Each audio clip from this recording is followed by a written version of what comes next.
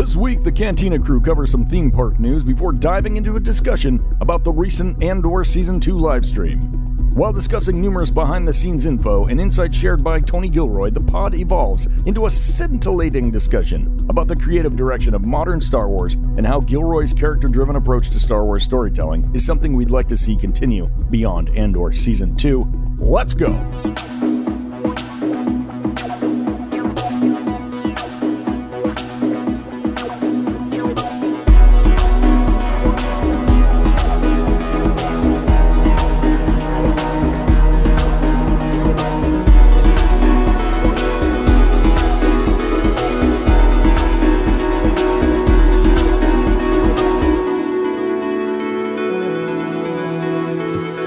Welcome to another edition of Cantina Chronicles. Thanks for swinging by the Cantina with us.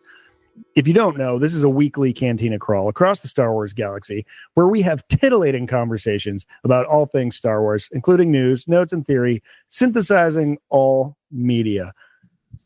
Is that the word? Not synergizing? Is synthesizing the word? Are we synthesizing all this material? I mean, just Star Wars. Star Wars is in my I just can't find this word. It's synergizing. I don't know. I feel like it's got to be something synergy-esque. Yeah, I mean, we're taking all the news and we're talking about all the news. I had to Google. The reason I was quiet. So synthesizing means to combine a number of things into a coherent whole. I mean, we're kind of doing.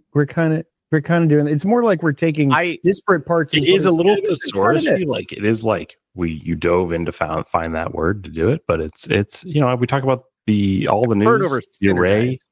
Yeah, I'm really stumped on this. Feel free to reach out to us. We're Cantina Chronicles. We're doing this. I didn't realize doing this live. Yeah. Don't retreat out of it. Yeah, no, I'm not retreating. This is it. I just speak what's on my mind. That's what I do. Star Destroyers are looming. Welcome to a behind the scene looks. I know. Listen, it's an awkward landing, but we've taken off. And any landing you can walk away from. And we've really, beat that drum that we are synergizing all of Star Wars media, synthesizing even. Synergy. That's what we're about. A landing pad for all the news.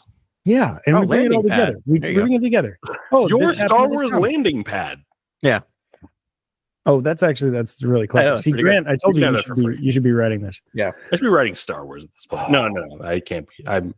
You should be writing Star myself Wars. Here. You should. I just love how quickly he pulled back from that. Absolutely, you should. That's a classic Grant move. Yeah. This week we were going to cover a book, and I noticed I said Reign of the Empire by Alexander Freed. It is a gem. It is so dense. It's not that long, but there's so much gold in there, and a couple of us choked on all that gold, and we did not finish the book. So we'll be covering. You're delaying this. It's my fault. I'm gonna walk to the front of the line. No, it's Ben's fault. Also, it's also my fault. It's my fault. It's not my fault.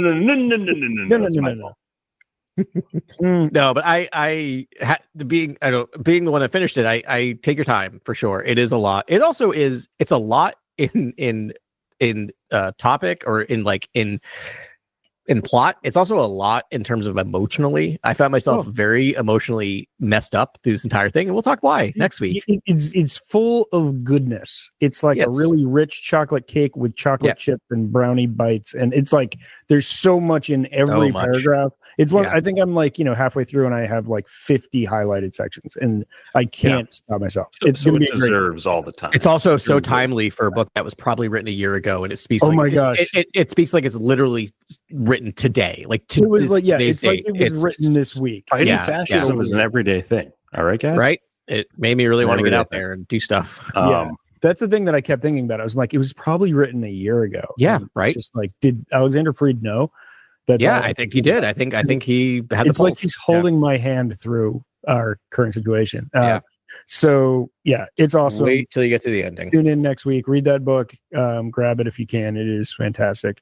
Mon Mothma centric. Mon Mothma, Bail Organa, fall of the Republic era. Beginning of the Empire, and addressing issues that I just never really gave enough thought, and I can't wait to talk about them with you.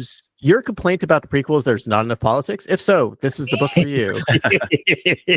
Yeah. If you like, I mean, I say that. I love it. I do. I loved it. Yeah. Yeah. I mean, the politics are like amazing, titillating even. All right. So what we'll are going to review it next week. Yeah. We're going to cover this week. Grant's going to do a report on a live stream he listened to from Tony Gilroy. That's the main event that we're going to do. But first, Adam's got some news. Yeah, here's some get ready for it. Theme park news. That seems to be the beat I cover the most. Oh, if I had known it was theme park news, Adam. I don't know. We may be excited about coming this. To the park. I think this is good news. So we talked about it way back when. Wait, is Luke at the park yet? No, not yet. My son there and say Dude. That's Luke Skywalker. Yeah, Luke's going to be there soon. That's Luke Skywalker. We talked way back when that they're updating Smuggler's Run, that the Millennium Falcon ride at Galaxy's Edge. Oh, yeah. And we now have an official release date and some a little more info about it. So it's actually coming out May 22nd to 2026. All right. Does that date sound familiar to anyone? Oh, is that the same day the month after Andor season 2 releases? No, 2026. So a year from now. So yep. Exactly. It's the same day and date as the Mando and Grogu. And they have revealed that it's going to be a ride along with Mando and Grogu. It looks like Mando's in a jetpack.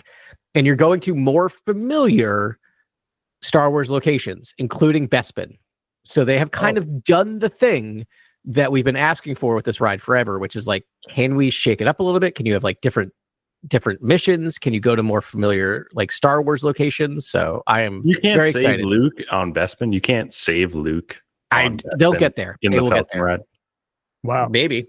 I wouldn't be surprised if they get there. This is the one where you are in the Millennium Falcon cockpit, but now it's going to do something Mando and Grogu-esque. Yeah, they'll be like so it's Mando and Grogu going to Bespin. You'll see them next to you. That's wild. And I'm guessing talking to you, I'm guessing they're going to be the person communicating with you and telling you what to do. So, like, here's my thing.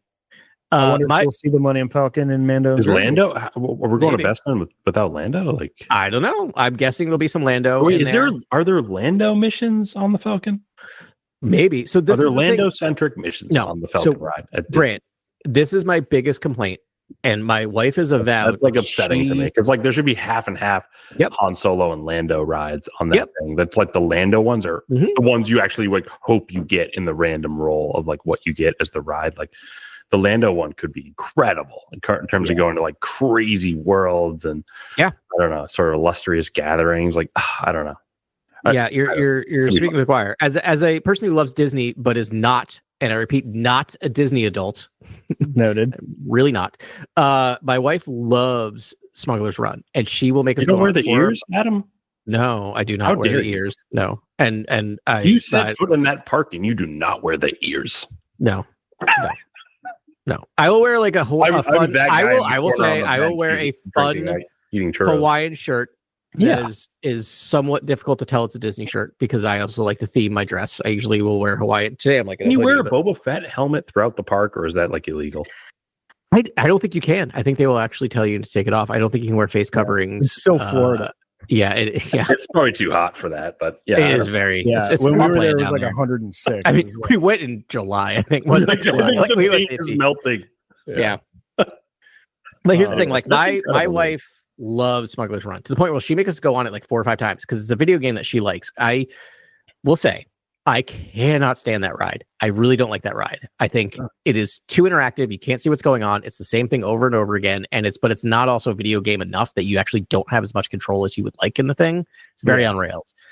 And my biggest complaint about it is like, it's the same thing over and over again. When you just go like, I don't know, 100 yards down the road and you can go into, the other Star Wars ride where you get like randomized you get randomized things. So I'm like, it's the same basic idea. Like, why can't you randomize the mission? Animatronics and the like. Well, you can have the same general thing. Like you're going on a mission, and then when you get in the cockpit, it's a different mission every time, a randomized mission. And I'm like, I'm hoping, and that's how they sold us on it years and years ago. And I'm glad that they're finally admitting that they can update, because all you gotta do is upload a different video. You know who should have got the Falcon?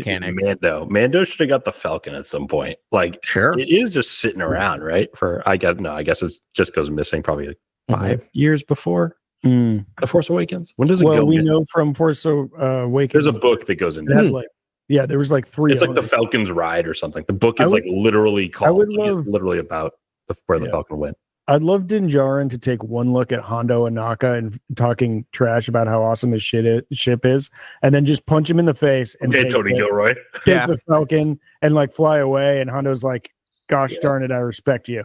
Yeah, I'm like, that would be great. I'm not a Hondo Ohnaka fan, though. I am waiting with bated breath for the Hondo Ohnaka expansion pack for Outlaws.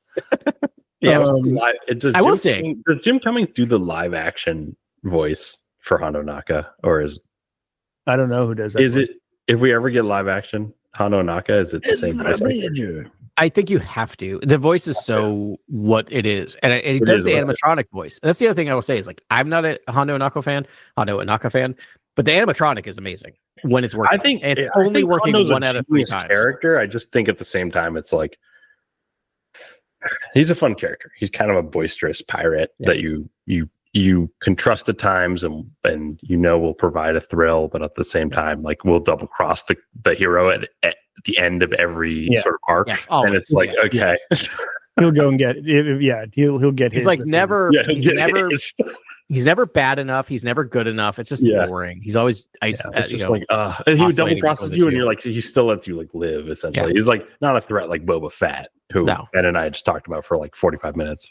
Well, about how Adam is trying to help his parents. Like points. You're right.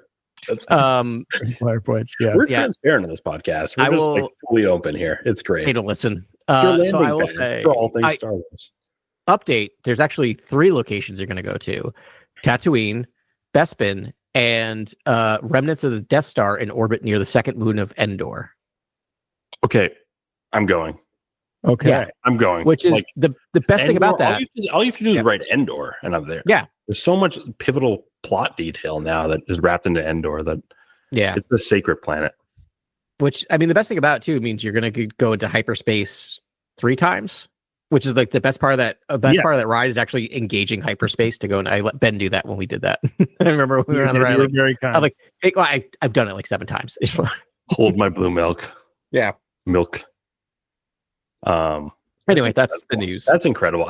The theme parks are expanding, and I just wish Disney the best with managing them and making a profit from them and expanding them, because I would like to get more planets too. Like if they could evolve this the park structure and have more planets, that would be great. Like Tatooine there's a lot of real estate around Galaxy's Edge. They should expand it. I think it's originally there were supposed to be 3 rides that got pared down because of the pandemic. The rumor was it was supposed to be a speeder ride.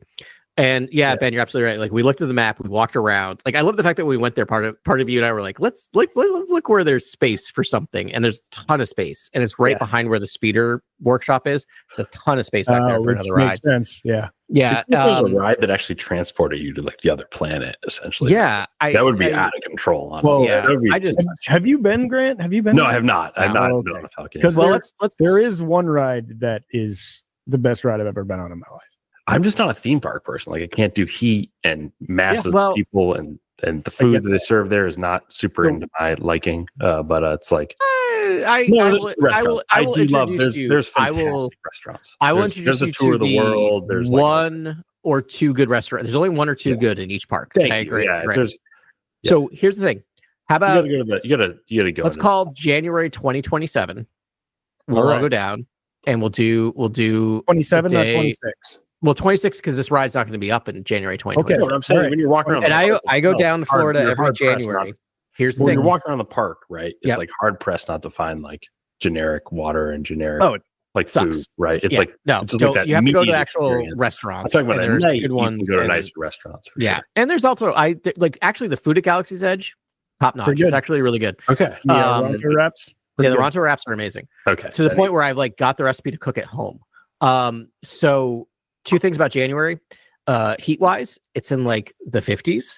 It's nice. Secondly, the park levels half full or less. Oh yeah, so that's why you go in January. January. It's cheap. Yeah. It is not full and it's warm Right. It's great because there's not to like I have a kid, but there's less kids there like at the time because it's not school break. So I usually go down first or second week in January. My son will love No, more I mean, kids is better and all that kind of stuff. But it's like it's fine. But it's just like it's more just like no, he'll just be on the ride. And I mean by less kids, there's still a ton because it's a theme park, but it's not like it's not overwhelming. Fewer kids, more kids, whatever. It's just more of like I think the last time I was there was like 100 degrees, and I was just like, this is the worst. This is no. Go in January. January's the time. I shouldn't tell people. I think we should hype January Disney. A Galaxy's Edge, should I say? Yeah, 2027. Let's do it. And then, like, 2027. Hopefully, our contingent of like listeners come and hang out with us at the Cantina. Yeah, and we just have Cantina Chronicles, like the Cantina Chronicles Unfold. We go on the Falcon. We do sort of like a legacy adventure and just explore all of everything. Talk about Star Wars, debate the movies. Yeah, I love talking the movie. Yeah, we'll go. Talk about don't say this, don't say that. Nothing lives in a negative. Nothing lives in a positive. It's fun to actually just talk about films and literally explore ideas within them and what they made us think about when we saw them. I think that's really important. That's what Star Wars is all about. So it's like I love talking Star Wars with you guys. I love talking Star Wars with anyone.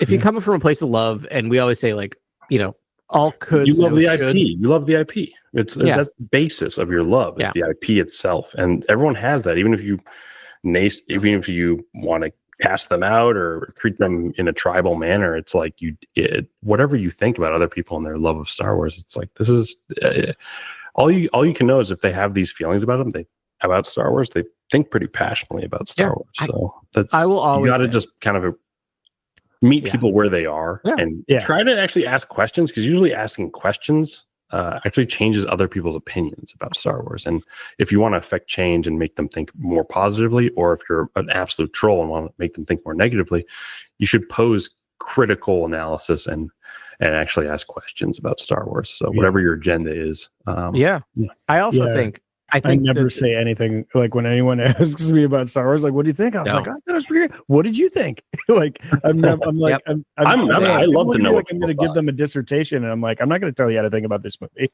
or this show. Like, if you didn't like it, you didn't like it. I'm like, I thought it was fun. Blah blah blah. This person was great. That person was great. Love the writing. And then it was like, but I'm like, what do you think? Oh yeah, that's cool. And more than often than not, people are like, well, blah blah blah. And I'm like, okay, cool. Yeah, that's great. I get that.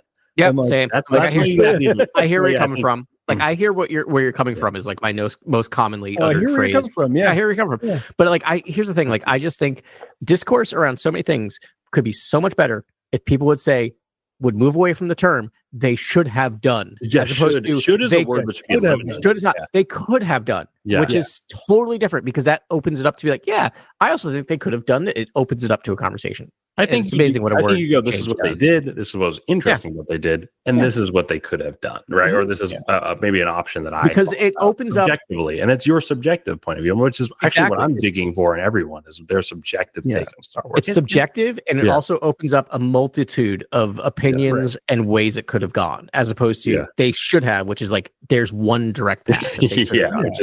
Which is actually just not even true about the canon when you think about it. It's like oh wow, and I hope that's what also official sources can take away from our podcast is like even the canon. You have to really think about it and think about what everyone saw and the mythology that was stoked, from the beginning. What that was. They keep it open enough for interpretation, and and I'm not even when I say like could have instead of should have. Like I'm not even defending like Disney or Star Wars specifically. I just feel like creatively, like none of us really know what it's like to like compose or technically or work in the machine or work in the machine in Hollywood and do this like we all work like adjacent, but it's like it's different when you're getting paid you have a $250 million budget and you have to orchestrate an army of people to create your vision and while always navigating things. So I just feel like could have is like fair.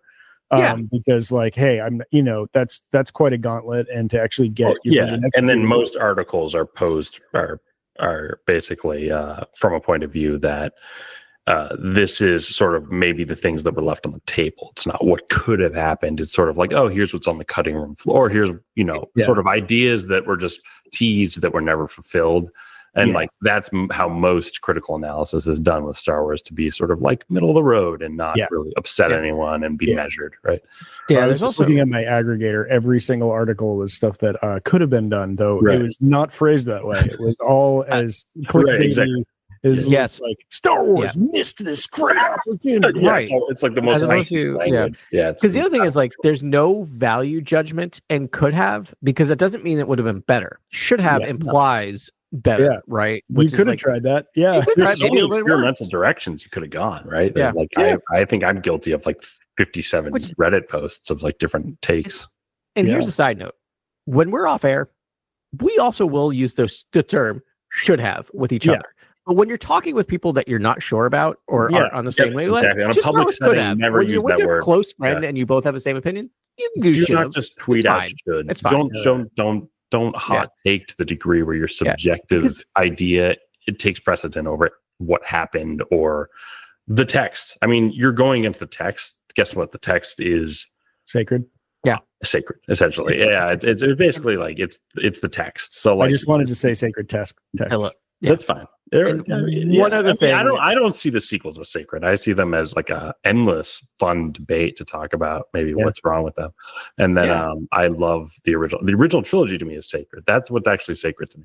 The prequels are semi-sacred, which is a weird territory for the prequels to live in. Which is like, agree with I honestly don't really care about the prequels, but at the same time, Revenge of the Sith is like the most meme-rich film in history, which is the internet, which is, and it actually came out around the dawn of sort of like a more stable and powerful internet. And networking. Yeah, it's true. Feedbacky. Yeah, that's when like the full everyone had an opinion. Yeah, it's almost the most zeitgeist thing that ever is zeitgeist. Yeah. And it did feel like very reactionary by George at the time. I mean, Attack of the Clones we know is the greatest film of all time. Absolutely. Revenge of the Sith is also bad, which is, and I love it. I mean, I'm a person who loves it, but I just accept number 4 on my list. Bad. It's so funny. It's bad, but I love the film. I actually love every second of that film. I absorb that film into my life essence and my being. Like that film is me, but it's also like the last way I would take that story. Like it's the last direction where it's like very almost Hallmark Shakespeare. It's tough. It is the reason I love it, it's the most pure, unadulterated George you will ever get. Like, I think he just reacted to episode 1. He's just like, fine, I'm just going to do what I want. I thought I knew what you wanted to do. I'm just doing what I want to do. Yeah, it almost feels like, you know what? We're going to take this we're going to take this prequel series to its logical conclusion. Yeah. And I was like, we are. And we're doing you know what that's going to mean is just super heightened Anakin, like 11 Anakin. Yeah. In a direction that almost doesn't match a lot of the other performances that are coinciding with him, where it's just like he is on 11 and everyone else is just like subtle. Yeah. Like, okay, this is George. Great. How about 2 more quick things about Galaxy's Edge, and then we can move over to Tony Gilroy. One is they are bringing back the BDX droids, and they're going to be in all the Galaxy's Edges. So there'll be little BDX droids walking around in Galaxy's Edge. What's a BDX droid? Yeah, I totally know what it is, but from Jedi Survivor, it's Cal Kestis's little shoulder droid. Oh, they're just gonna be walking around. They'll be walking around with a handler. With a handler, but they look like ducks. It's BD. I only know that droid is BD, I believe. Yeah, BDX is like the general. But they've been at Galaxy's Edge in California, and now they're going to be but they're going to be permanent. So you'll be able to walk around and watch these things moving around with the handler, which is fun. And then they're adding another animatronic character in the Droidsmith, and I'm sorry, I love animatronics. Wait, did like Boston Dynamics design some BD droids or something? They're like, great. let's introduce these things that are at like shin level. If you watch them, they look exactly what they do in the shows or in the cartoon or in the video game. It's amazing. Does it jump on your shoulder and like? No, that would be amazing. That'd be amazing. But I would love it. Yeah. Anyway. I'm sure Boston Dynamics is working on it. Dude, I love how real we're being because I have no other way to segue into Tony Gilroy other than he's probably the realest creative that we've had do a Star Wars in a long time. He said, go for it. You're going to talk about, he had a live stream event today, right? Yes, that's what can we talk about 2 quick things he said before that this week? Oh, yeah. So chronologically, yes. For your brain and how your brain works, we're going to go chronologically. What did he say this week? Thank you for kowtowing to my brain, which is very specific. Yes. But it also illustrated 2 very real things. The first is, did you hear his comments about why he hasn't released scripts for Andor season 1? released? No, I didn't read anything. I just watched this live stream today. So he talked about it. People asked him, like, can you get the scripts for season 1? He said no. And people are like, why? He's like, I love releasing my scripts. I have no problem with that. I'm a wordsmith. I want to get my words out there. But he said, that's just me giving 12 hours of information to AI to figure out how to write in a Tony Gilroy-esque way. So he's just like, no, not until we figure out AI. I'm not releasing any of my work out into I love that. World. Brilliant. Yeah, really interesting, brilliant. Right? Yeah. I'm super worried about AI. Yeah. I'd be so worried about getting watered down Tony Gilroy, and that would be you know what? We're looking in the wrong direction when it comes to AI. We think about AI when we talk about AI. You have to think about humanity and its relationship to AI is actually what you actually really need to think about. It shouldn't be just AI that you're focused on. The second that they introduce a more robust AI that the prompts can even be like less sophisticated is our downfall. And if you don't understand that as a human being, it's like, please be worried about that, because that's actually what I worry about now. Freaks me out that people don't realize. If you don't realize that we should use AI to do our taxes and solve our data, fixation. Give them the crap jobs and let us make art. Yeah, so data fixation, taxes, every other menial job that involves an Excel sheet, and you're just emailing like 3 emails a day about certain like scheduling conflicts. Like, have AI solve all of that. If art can be central to the culture, that would be fantastic. I know that's a pivot no one's willing to take. It's fine. I get it. Everyone doesn't see the merit in expressing themselves to the fullest degree. It's totally fine. But it's like, I don't know what else to use AI for other than solving the things that actually just are like the stupid data things that we just don't need. 100%. Yeah. Totally. I don't need them to write my students' papers. I literally read 6 papers that were 100% AI generated because they were saying the exact same thing in slightly different ways. So by the way, our downfall. That's literally our downfall, Adam. By the way, those papers got B- because they didn't say what they were supposed to say. So good luck to you. So you did just give me an idea for our 400th episode. This is episode 83 of Cantina Chronicles. For people that don't know, we used to work for Core World News. And we all got let go. We all got let go after 300 episodes. So those it was the Imperial Purge. Still listen to those. Yeah, it was. I'm still there. They're all gold. But so now we're just 3 bums in a cantina, talking about Star Wars for free. But when for 400th episode, I think we should hype it up, and then we should plug an episode, like some content into GPT or whatever, and have them create a fake podcast for 400. Write a 45-minute. We should put all news. 400 episodes into Chat GPT. Yeah, and so we should have AI take over. 100 more episodes, and AI can take over, right? Yeah, or just let them do one episode. 100%. But here's the thing: we'll have it written out as a script, and the 3 of us will perform the script. If it does, whatever they say, whatever they say, we'll just do a live reading of a ChatGPT script of Core World News. Or of, I love that. Yeah. Oh my God! Here's my unhinged statement from the AI guys. Yeah, just listen up. Grant says, "Oh, that would be fun." That should be the new enemy of the Galactic Empire. Republic.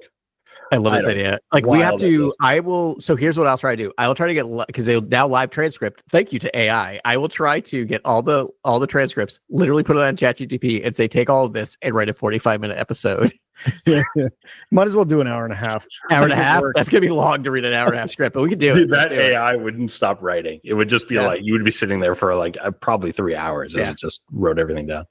That is fascinating. Yeah, we watched it in real time actually the other day. Ben and I get to be privy to some fun AI stuff, and nice. It was going down real time. It's pretty cool. Yeah, it's bonkers what you get. And it takes and you can make your AI self now. It's out of control, honestly. Yeah, it is really... Tony Gilroy could duplicate himself, and his cloned AI self could write a different version of Andor. Yeah, and you'd be like, "That's equally good." What is also in the right for keeping his scripts to himself? Yes, I actually going to keep all my scripts to myself. I'm not going to give them out to anybody. No, I'm going to keep them hyper secret, and everything will be shredded. I think that's where it's going. Anything. Yeah, because I think pure art, human art. I think creativity is our greatest gift, honestly. Yeah. So. Part of the issue, though, is AI can at some point completely watch all of the episodes of Andor and then do that, right? Like it's going to be able to just watch it and do it. But like the other thing is, like, what's freaking me out now with my students is I was pretty good at like knowing when stuff was AI generated, right? Like it has AI as a way of speaking where I'm just like, sure. I mean, it's good. Like it's not bad, but I'm like, it says it has like key phrases or keyways. Now there's AI out there where if you upload like 5 or 10 of your papers that you've written previously, it will write in your voice, which will make all of the grammatical errors and mistakes, because half the way I know it's AI generated is I'm like, this is too well written for the student. The other thing he does not have this grammar. People also are using multiple AI software programs to basically double check work and improve work, which is, think about that. They're actually filtering it through another AI software. I can't call students on it. I just have to grade it and say it's fine. I can't. So there's no way to actually go around it. There are 2 professors at my college who are currently being sued by students around AI about not denying AI and receiving a failing grade. Wait, this is huge because they're like, why wasn't AI? Because you can't prove it. You can prove plagiarism. Plagiarism is the easiest thing in the world to prove. You can't prove AI generated stuff. So me and my profession, we're done. We're toast for this. We're just everything we're getting. Yeah, you just gotta be like, okay, make crap. Great. I mean, there you go. It's like generate your life. Yeah, generate your life. Yeah, generate your interests. As long as your like check clears for your payments to your school, they really don't care about your grades. Anyways, the other thing, Gilroy, guys. The other thing is lighter, so it won't lead to existential dread. So they asked someone in a news conference or something, or whatever, asked him about like, so was the 3 episodes a week your plan, or like what's the thought behind that? And he goes, no, that was all Disney. Which again, I love that he will call out Disney. He's like, it's all Disney. He's like, I get it. I am coming around to it. But boy, is it going to make the job of podcasters that much harder. He literally said that. He literally called out podcasters. He's going to make the job of podcasters harder. So I'm like, I love that you recognize that. He make your life so much richer. Yeah. My God. I know. I'm not going to have a problem. We're not going to have a problem watching 3 episodes before we record. I want to take those 4 weeks off just to like bask in I almost want to like Tony Gilroy Day. You know what I mean? Can we get a holiday, like a new holiday in this country? We can have our own holiday on our own planet in the galaxy far. It is so funny because I caught the live stream late today, and like we will say, are you done with your? Yeah, you can segue right now. Those are the 2 things. Fantastic. We're going to do Mask of Fear today, but we decided to push the book a week. And I just checked the StarWars.com website, and like there was like a live stream, and I was like, it's Andor season 2 live stream. It's Tony Gilroy talking for an hour, reviewing scenes from season 1 for an hour. Yes. I was just amazed, and it was incredible the sort of information that he was divulging on that live stream in terms of like the creative process and Disney and the actors and like where he began with the idea as a kernel, like sort of like its essence and the inception of the idea of Andor, which I was just like, this is actually what I've been looking for, sort of behind the scenes of like, why Andor and how was Tony Gilroy drawn to Andor? I had listened to Brian Koppelman's podcast, The Moment, with Tony Gilroy a bunch of times, and I had listened to other things where he talks about sort of Andor and his approach to Andor. And why it mattered to him, and sort of the machine that Disney is, and how it can lend to his voice and what he wants to do there with a revolutionary sort of story. And but he was talking about like Luthen Rails being like an accelerationist, which was like a fun term that I sort of hadn't heard before, which is like he just kind of wants to accelerate the discord and the chaos in the galaxy, to sort of like whatever's going to happen, whatever's going to foment, like, you know, in those scenes. And he also said he also talked about his favorite scene from Andor season 1, which was it was with Cyril and what was it, Lieutenant Musk or whatever, the guy who's on Morlana 1, or the one that helps him out? The guy who helps him out in the beginning, Scottish dude. The Scottish guy. And he was like, this is my favorite thing, because I almost wanted this show to be a proof of concept that we can explore this territory in which like you can get the other side of the argument, which is like super hyper efficient fascist like psychopaths who are like all about order. And like that's like kind of like the 2 sides of the coin, right? Is there's the revolutionaries who want freedom and love and connection and empathy, and then like psychopaths who are just fascistic and sort of ill-treated throughout their life, and therefore they want the ill-treatment to sort of continue, right? And that's what we're dealing with in America right this second, which is horrific, and like hopefully we can get through it to better days, and there's peace, love, and we get a bulldog on the left. But it's like I just am so excited to have listened to this today, and it like inspired me. And every time I listen to Tony Gilroy, I get inspired. And he was like no frills. He was just very honest and transparent about Andor and just his approach to Andor, that I was just like, this is so much fun, and this is the best live stream I've ever seen. And like, it wasn't like Disney being like, oh, do a live stream so more viewers tune in and let's improve the numbers on Andor. It was like, we're putting Tony Gilroy on camera. This is someone who just speaks in a very sort of like conversational way. Yeah, just like a really intimate sort of way about the art that's happening there, and sort of what's happening with the acting, and the sort of how it's a screenwriter's dream to sort of create these scenes and have these actors just deliver in a way that's actually like not seen on prestige television right now. Like, I'm trying to think of shows that like match Andor in terms of acting, and it's like hard to find a Marva anywhere in television. It's right. Yeah. My friends that aren't even Star Wars casuals, just like don't really follow Star Wars at all, love Andor. Like absolutely love but like, yeah. It's and there's one more thing. Can I just pound on one more thing of this, and then I'm done? No, this is the final thing until you dig in, and then I'll just like more things will erupt, because like there's so much I saw on that I'm happy to redeliver here and sort of recontextualize for you guys to comment on. But the big thing for me was sort of like, where did Andor begin? Was it like, let's jump back and look at Cassian Andor, because he's a fascinating sort of rebel spy, and sort of likely was part of the roots of the rebel spy network, and then what that was, and how did it strike back against the Empire, and how did they become a rebel force, right? Like, that's interesting. But then when you started talking about like, hey, there's this Luthen Rail guy, and he's this accelerationist, and like, how could he be plugged in enough to like, what if he had an antique shop on like the hub world, like Coruscant, essentially? What if he was kind of like in high society and knew these people in the Senate, but he was just sort of off to the left or off to the right, however you want to think about it. And it's like that, and then he has an assistant, and what is this operation? And then all this sort of stuff. I was just like, is this actually the actual kernel of what Andor was? Is it really the Luthen Rail story? Is it really Luthen Rail? Luthen Rail is maybe the brightest shining star of that first season. I mean, obviously the monologue that just floored me in like what it was episode 10 or 11, and then but I mean, you're like, who is this dude? And Stellan Skarsgård just like killing it. I mean, he's just just owning every scene, and like he's the real pillar of the whole thing. Even though, like, really, Mon Mothma is like, she's kind of the center of the wheel. She's the one with the real power in the Senate, the closest one to danger.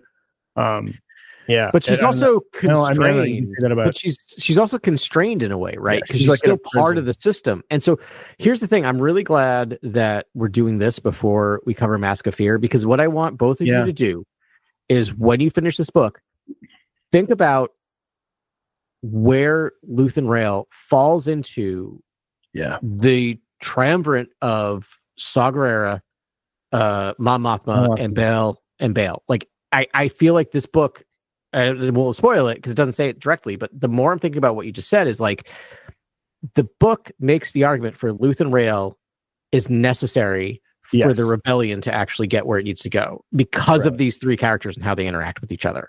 Like, it really does that. Because they have such wildly different philosophies with the exact same goal. And it needs an accelerator, right? Like, I think that's what it needs. It needs something to actually, it's a catalyst, right? It needs the catalyst to make the combination of these three elements to explode, basically. It's so funny, because there are things, I almost think you shouldn't watch the live stream, because Tony Gilroy was trying to be very coy about what was going to happen in season 2. He did not want anything to slip, and he was actually one of the best trained sort of media people in the business, as you would expect, just absolute genius. He's been doing it a long time. But something I did hear that I almost want to talk about right now, that I just don't think we can, because I think it's a huge slip. It's he said it. It's out there. All right. Well, he did really, because I don't want to do it, because I think it might ruin our just sort of watching. I don't care. Andor is a sacred show. I will say to our listeners, if you don't want to hear this, skip forward 5 minutes. Okay. He did talk about the antique shop, Luthen Rails NT shop. He did say that was his favorite set. Yeah. And he just kind of let it slip that, we wrecked the shit out of this set. Yeah, which, I mean, and I just said to myself, oh, does like a sort of like TIE interceptor pull up and just like blow that shop up? Like, what happens here? Or does Cyril Karn go in and just like has a baseball bat, has a hissy fit, and everything up? All the antiques get destroyed. Is that part of the Empire? Is that sort of the fascistic? Doesn't it seem like an Empire move, right? To not care about it. Obviously, like Nazi Germany was accused of, or had done, as we know, destroyed lots of art, almost all of the art in Europe, right? Like that, it like so much art, essentially. So it's like that is actually a beautiful idea. Essentially, it's like showing that fascism leads to the destruction of art and the destruction of ideas, history, the destruction of progression. Yeah. Which again can expect the mask of fear. Like I think, we'll talk about next week, but like. Alexander Freed did such a good job of like watching everything and then watching Andor and making this like it's one of the most wonderful backfilling I've ever seen in Star Wars, done masterfully. I changed the subject for a second because we mentioned before. I think I'm most excited to see. This is gonna be weird. Cyril Karn is what I'm most excited to see because he's such a weirdo, and I'm like, Tony Gilroy saying that he was part of his favorite scene of season 1 was just like. Oh, does he secretly love Cyril Karn? Is Cyril Karn him? Because he did. I hope so. I love this guy. I love his mom. Tony Gilroy talked quite a bit about his life, and like Cyril Karn, I just feel like, and I shouldn't even be coy about this. Like, I think all of us relate to Cyril Karn to a degree in terms of like trying to impress your parents and trying to like get a good job and trying to be. I don't know, just trying to do well. Yeah, I get it. You see where that goes too far, right? Like there's definitely sympathetic notes with Cyril, but I'm wondering if maybe Tony just likes writing a sociopath and is like really good at it, and it's like really good to the degree where it's like, wow, there's sort of some connectivity to maybe like a real understanding of what that is, essentially. I also love a character who's so damaged, and they make the damage so obvious about where it comes from. Like, there's no like question. Like, it's his mom. It's his mother. Just his mom. That's all it is. Yeah. And like, so I was like Googling because I heard his Uncle Harlow too. Oh, right, his uncle. I forgot about his uncle. Yeah, that poor guy. But here's the thing: his opinion matters, Adam. All right, I forgot about. Yeah, I Googled him because I thought I heard a quote about him last week, and I couldn't find the quote.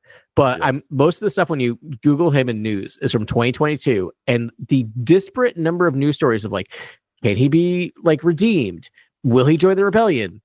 Is he the best Star Wars villain ever? Like, just the idea of like the internet hasn't come to a consensus on who this guy is, which is wonderful. Like, how often do you get that where the internet hasn't like coalesced on like we love this or hate this guy? Enigma, mother's boy who's in love with this like Deirdre type A murderer. It was like it's like fascinating. I'm like, what is this story? I cannot wait to rewatch season 1. I'm so excited. Deidre Miro. She's. I mean. I'm honestly a major Pendergast guy. Like I want to see Pendergast. Like I could watch that guy read the phone book, dude. Like I love seeing him talk so much. And that stuff with like poor Deidre just trying to like hold her own. And but yeah, so we saw in the trailer that Edie Karn is Cyril Karn's mom, Edie, which is kind of a funny name for her. But she's all looking nice. She's coming up in the world. Like I don't know. Let me read you a couple of like from 2022 headlines about Cyril Karn. Cyril Karn's return home in Andor is every millennial's nightmare scenario. Let's see. Is it wrong that Jedi just want? Is it wrong that we just want Dedra and Cyril to kiss already in Andor? Oh my god! Andor theory: will Cyril Karn end up joining the rebellion? Like, it just keeps going on. Like, what? Like, there's no one knows what's going on. Grant, we lost your mic, buddy. We can't. Yeah, you're off. Andor's psycho subplot is the show's biggest flaw. What? No, it's the best thing. What are you talking about? Doesn't love defeat fascism though? Isn't that sort of what the relief we're searching for is? It's like maybe Cyril and Dedra, if they get together, they'll stop like hunting rebels throughout the galaxy. And I think that's the worst possible outcome. Absolute, like, I don't know, witch hunt. Like, this is insane. I think if Cyril and Dedra got together, the Empire would have won. Would have won? Yeah, they're like flourish. Yeah. I think that's what we're gonna see. I think if Deidre, force forbid, actually had an ally that like helped her, she would succeed amazingly. It's like, even Major Partagaz, actually let her, lifted her a little, gave her a little bit of her leash, a little, room, and she like solved the burgeoning rebellion. And it's like, but then immediately tightened the leash again. It's like he wasn't really, a mentor to her. Like, even if she had an underling that wasn't trying to cut her knees out in Cyril, like she might be able to do something. And say what you will about Cyril, he's not bad at his job. He's like he's a bloodhound. Isn't that that's really interesting? Isn't that kind of probably the lesson learned, is that like Deidre and Cyril are both on it, but because of fascism and because of the way that the architecture is made, no one's listening to them. So if people just listened to the logic of people beneath them, they would have won. The Empire would have won, right? Yeah. That's the only reason, the only the only glimmer of hope I'll say for our current situation is I'm just like, these animals are just going to eat each other. Right. And, we're seeing right. So that was his favorite scene. Obviously he loves working with the production designers and the costume designers, and sort of like, exploring what's happened on the page and having them tell their story. Right. And a lot of people are excited for season 2 to come out, so you can sort of see their work too. It's not just Tony Gilroy. It's obviously the production designers designing these incredible sets, right? Like almost like what's so awesome about Andor is this like real world feel of like we're not on the volume a lot of the time, and it's real Star Wars in a great way. And I feel like that's sort of where Andor really excels, is sort of incredible production design, incredible costuming. Like they did the Chandrilan stuff, and I was just like, this costuming is like lit. It's just the best. Like it's the best I've ever seen in anything, essentially. I don't want to contrast it with other Star Wars media, so I won't say anything specific.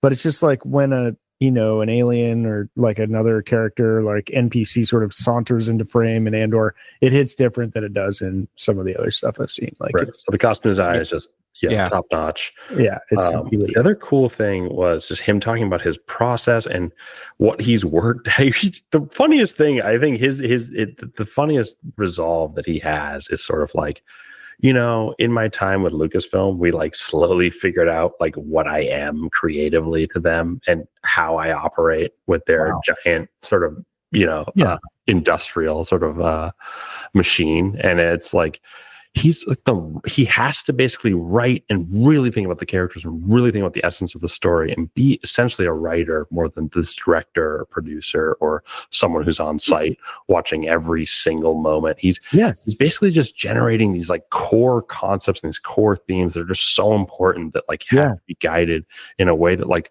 Lucas, I think, was attempting to guide the politics of his prequel films, but lost track in a sort of a very simplistic Shakespearean sort of like a Knight's Fall, you know what I mean? Which is like that going against politics is very tough. You almost have to segment and then explore each one in depth. Yeah. And that's what he's doing with it in Andor. And it's like, but he's mixing the spy with the politics, which is, I think, the most interesting and complex bit that he's doing, right? That's what's cool.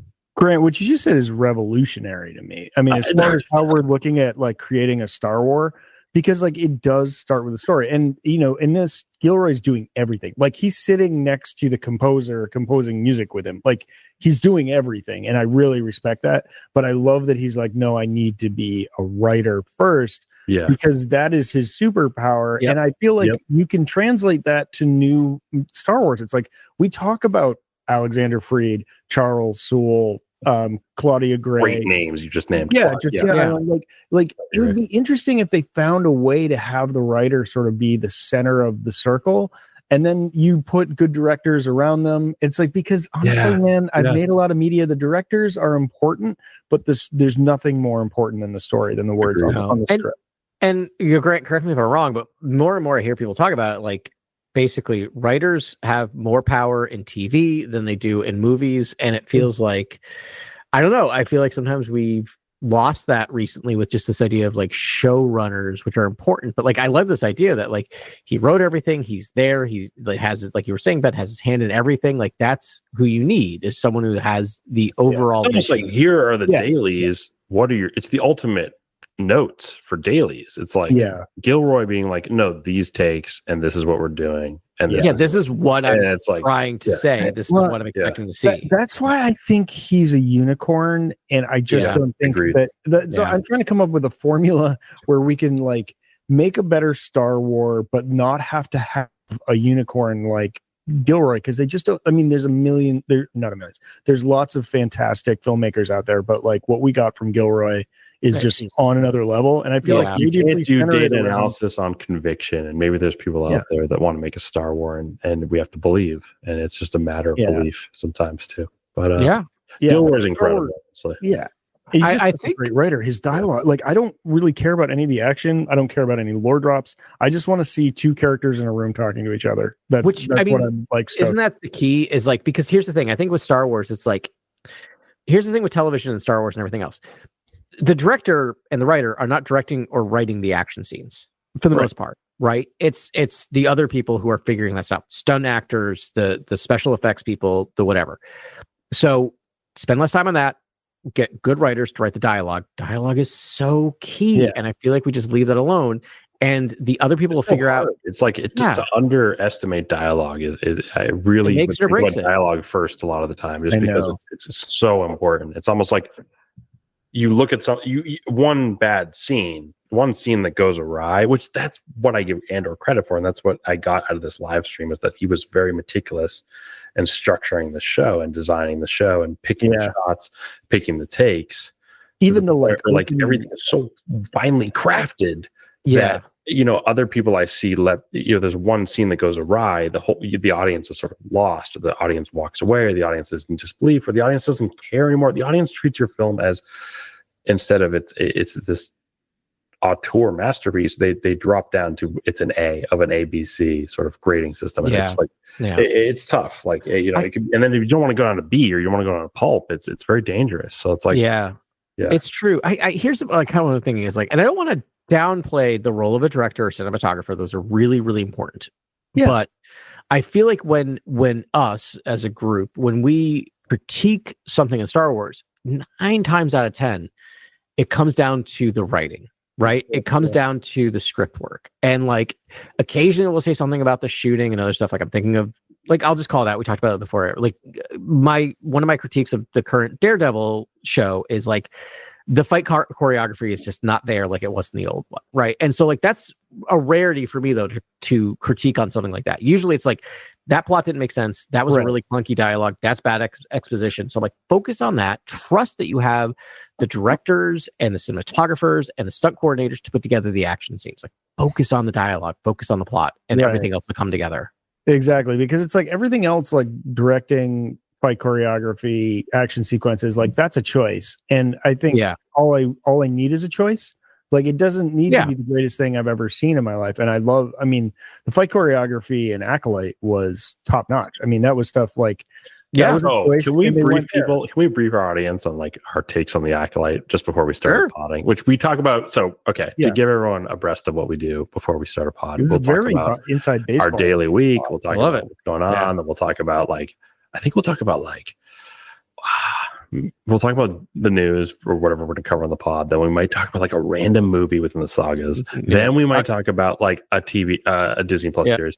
But talk then about video games. And this week, video games, all types of every medium, really, music, everything. Yeah. And then I think we jumped to the Acolyte for a second. And when we talked about the Acolyte, I think we all came to this realization that was like, did it have to be a sort of coming of age story with the new virgins of the Force? Or could it have been a sort of Jackie tale where it's like you're dealing with a youth character, but it's essentially like an adult?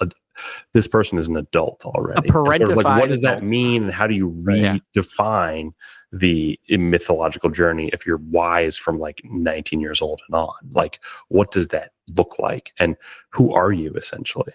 And what does that mean? Like, to me, that's almost like what the show could have been, and then that person could have fallen, and it could have been really deep in that way. But it was like it did jump back to like Amblin, and like it almost tried to push the Lucasian sort of like agenda when it didn't need to, honestly. It was super fun to talk about. It was like I love that they needed to fill that, or they I feel like she probably automatically filled that fourth quadrant for like children, having children in there without even thinking about it. Just like, oh no, this is what Star Wars is. But what you're saying, Grant, like it could be really cool if this was sort of a show about adults and younger adults, but like adults. But it's only a thing that could happen with the Jedi, right? Like the monk could, right? Yeah, right. Then it would, it would have a little bit of a different feel. I mean, you could say May was, she's a functional adult. She was earning a living. She was working for a living and living on her own and doing that stuff. But if it shifted a little more, and I mean, I think we all. But there's like a lot of awakenings and sort of discovery of the past, and sort of that's the sort of stuff that I'm just like, oh, like.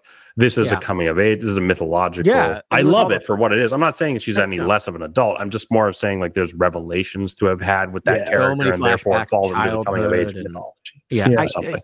I'm not saying it's like the character's not an adult. I'm sorry I ever like impressed. No. You know what you were saying. You were sort of like shifting a little more. But I agree with you. Like there's don't apologize. There's so many flashbacks. There's so many flashbacks to the childhood part of her, right? Which makes it feel like a coming of age because you're connecting what happened to her childhood to now, which is a coming of age story. And like I agree, Grant. And I feel like part of again, like just to go back, what we talked about is like all of us wish it got a season 2, right? Because it really got cooking and like there was interesting stuff. And I feel like it was tonally inconsistent and it felt like, I don't know if it's studio meddling or like you said, her or Leslie feeling like she had to fill that fourth quadrant, but I'm like, it's just getting going. And now we're back doing this thing. Like we're going all over the place. We're going flashback to explain something that we already understood. It's like, it's one of those things where I'm like, my opinion was it could have started almost like, you could have chopped out half the episodes, started there, and like second half of the season was like where it left off. Like it's like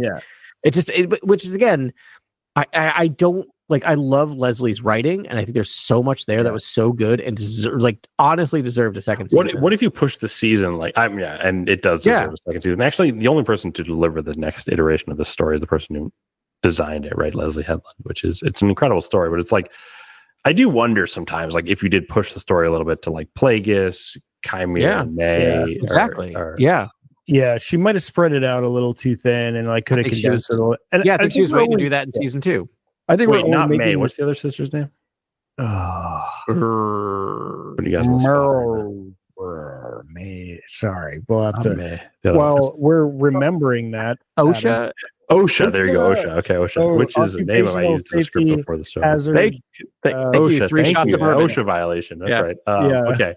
I totally forgot. If Osha and Chimera and the tutelage under Plagueis happened maybe towards like 7 and 8, and it's like battle happens, and like something where it's like they have to fight each other, and you don't know who died in the match, and the show ends. It's like, whoa, like we need to see what happens with the rest of this training and this dark side stuff. Like it could have gone like insane, essentially. And people could have been like bought in for years. But again, right, that kind of comes back around to the point. It comes down to the writing. But here's the thing too that I also want to mention is because that also feels like I'm throwing. I think the writing's good in that show, though. Yeah, right. I just think the convergence in the Force was like tacked on. I was like, why are we doing this? Like, and at the same time, I want that to be the case. I would love different. Like a different sort of epicenter or nexus of the Force in people throughout time. Like this is what I've been arguing for in the sequels. I think the sequel's grave mistake is that they didn't make Rey a chosen one. Like I don't think there's no like echoes of a nexus in the Force throughout time. That's almost what I've been fighting for forever. And like you want to make it a legacy, and it makes me insane. Connect everything. Like, this makes me insane. So let me finish. Like, I'm like losing my mind. I'm like, how's this not what happened? Right? Like women deserve a chosen one. But all of what you're saying. It's writing, right? That's writing. But here's the thing. I want to make this clear. I'm not throwing Leslie Headland under the bus because I think she's great. I have a feeling that... It's almost what should have happened with Rey, though. Like, it's almost like it's like backfilling what was actually a good story for the sequels. Yeah. And, like, Leslie Headland actually would have told a better story if she had designed the sequels. But I think at times, Tony Gilroy is singular and also a person who is...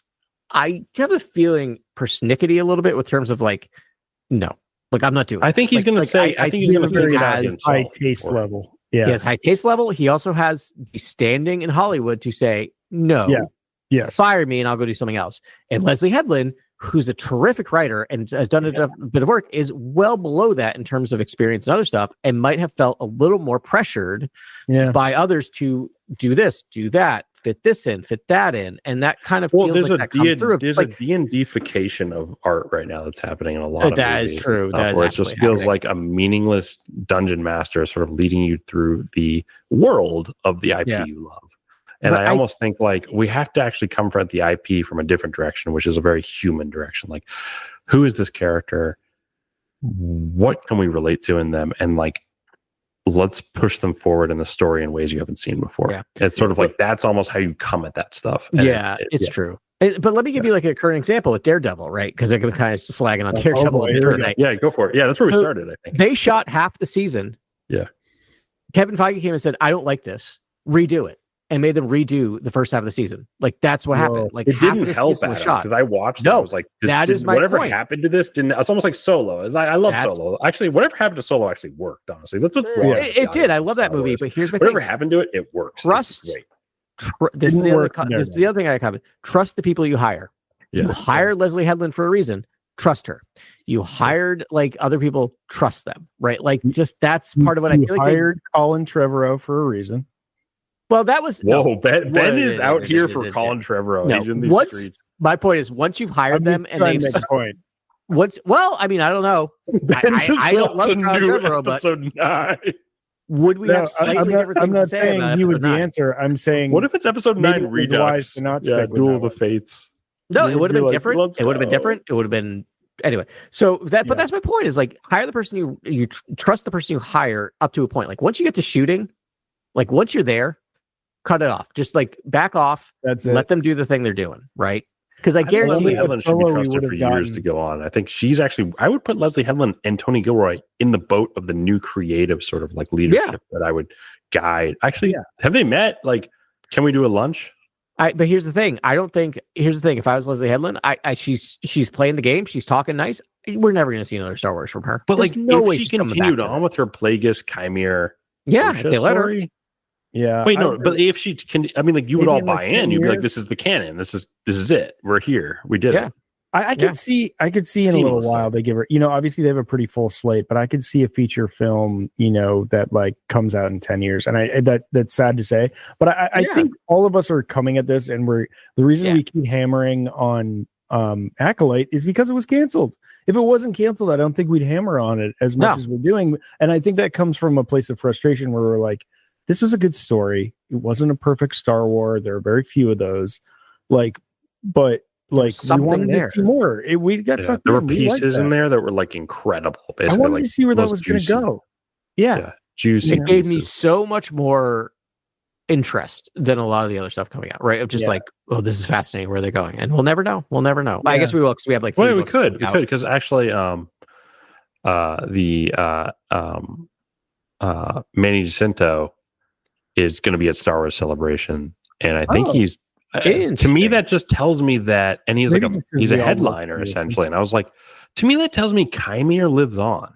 Me that tells me Chimere's forever, is huge, and Chimere's forever. Chimere's forever tees are on our swag, shop, TeePublic, like Chimere forever. Like, we're here, we've got the shirts, like. I feel like they could do a Chimere thing later on. I know I play Star Wars Unlimited, which is like a card game with my son, and it's like, was Chimere a card? And no, I mean, he's not a card yet, but there's new sets coming out called Legends of the next 2 sets are called Legends of the Force and then Secrets of Power. Put him in there. You're not telling me that he's not going to be in one of those sets, Chimere, and be like a insanely powerful unit with an incredible stat line. Like, are you kidding me? Sweet helmet. Yeah. Well, I don't know. Is he a Darth name? Like, is there a Darth name we don't know about? I do wonder sometimes. Probably at some point. Darth Chimere. I know that's a thing. We didn't even get that. That would be my one note for Leslie is like, I think you got too ambitious with how long you wanted to make this series, and it's like we need a little more meat on the bone. Yep. I'd start with the assumption you have only one season to one season, right? Yeah. It was almost like, what's the point of the Cortosis planet or whatever? Like, I was almost like, why is Plagueis on the Cortosis planet? Like, I forgot about that. He's actually in. It's actually, that's actually. We're guessing it is. We're divining that his hideout's on the Cortosis planet. Right. Yeah. Just remember the meme of him. Well, like us as lore nerds are just like, what's happening here? What is this about? Yeah, I know. The meme is just him popping on the board. And that's I don't like that for Leslie. I want Leslie to get more Plagueis in her life. And I want her to design more. We all want. Who doesn't want more Plagueis? Yeah. That's the thing. The fact that he's just like leaning around the corner is just like, I know, but it's like, okay, it's fine. It's fine. She gets better for season 2. Maybe she's like, all right, maybe this isn't 4 seasons. Maybe this is 2, or maybe this is 3. And it's like, I'm going to, so she takes notes, she gets better, she improves, and like, and we all benefit from that. Yes. Give the creators like Fight Club and like on to the never existed. Like Plagueis the entire time. Let's hear even like Boba Fett. Like, let's go with Boba Fett. Probably the most, I would say, closely to the most maligned of like the series in terms of getting one season. Ben and I had a long conversation with Boba Fett. We're like, dude, is Boba Fett a like murderous, bad MFer, or is Boba Fett like a civil servant? Not according to that show for most aspects. Yeah, like, he runs. If he's a little bit of both, it kind of takes away from like the cool ballerness of like the evil version, right? Yes, I'm like, oh, well, what is he? Like, I think it's the most like, it's the biggest identity crisis in Star Wars, and I would almost argue that he needs to return to being a black hat, evil bounty hunter, because what he represents is essentially a mythological idea that like, not only is it Darth Vader who's out there to just like force choke you and kill you and like send you to oblivion, there's also these other like murderous bandits and cowboys. He will literally come by and disintegrate you. Like, disintegrations, right? Like, you're not safe in the galaxy. You are not safe. You're never safe in the galaxy. No, and it's you're like not space travel, and like especially reading these books because they're so detailed. It's just like listen, it's my happy place. I love reading them, but it's just like, oh man, if that airlock just perforates, or there's like these biotoxins, or if you eat the wrong food, or if it's like it's a scary place. There's and they let you just do anything, and then you just cozy up with your book even harder with them. Pull the blanket up and read it, and just love Star Wars because it's dangerous and scary, and it's a galaxy far away, and that's missing on it. I think right now. This is gonna sound like old man Adam, but like we used to. I hate yells at the stars. We used to, but like, so TV shows usually would get, if unless it was a hard flop, would get a second season to course correct, and you would see this if you watch television shows from the 90s to the 2020s. If you watch season 1, you would see season 2 start off going like, clearly we got rid of this character, we're moving to this location, we're course correcting, right, based on the reactions. And like here's the thing, like even Boba Fett, which is my probably, I have to rewatch it, probably my least favorite of Star Wars television. Still watch it, still a ton in there that I love, but it wasn't so far behind. It wasn't so they didn't do anything they couldn't course correct, right? We've talked about this on the air or off the air. You could go in, there's a slaughter, there's something, and then he's suddenly like, nope, I was in this safe space. I got to go back to just getting revenge, right? Like you can fix it, not fix. Shouldn't he want to murder Han Solo? Yes, it's insane to me. The guy doesn't want to be like Han Solo, Luke Skywalker. These guys, they sent me into that pit forever. Second season, episode 1, everyone gets slaughtered in his in Mos Espa. Yeah. What about a Luke Boba fight? Here's the Django Obi-Wan fight. Like, what about that? And someone framed Han Solo for it. There you go. Oh my god! Like, just I there. know. I don't know. Yeah, I don't know if the technology was there, but like certainly, this is what Grant and I were saying. I mean, Boba Fett is the blackest hat. He's the blackest hat in the world, right? Like he comes into a room and everyone's nervous. Yeah, they don't want to deal with it. They don't want to, go anywhere. No one moves too quickly. You don't want to set him off. He doesn't need to talk. He uses his E3 blaster to talk for him, and that's sort of it. He has Wookiee pelts on his armor. He is a murderer. He is just a cold-blooded murderer, and that's what he is. Yeah. And like, hey, I like the story we got. I really enjoy that series. Actually, I rewatched it and loved it. It's not horrible. It's just not my favorite. Yeah, it's this weird annex, this little off ramp from. What if I told you guys Book of Boba Fett is actually one of my favorite Disney Plus series, and it's more for just like the mods and the huts and the Tusken storyline, and just how like sort of it's like a smorgasbord of just like fun Star Wars stuff. That show gave us stuff I never thought I'd see in a Star Wars, and right? Like that's things like again, we're here from a charcuterie board of Star Wars. I think every single Star Wars series that we've seen has like valuable things that happen to it and is deserving of existing, right? It's like disparate in tone and like, focus. Yeah.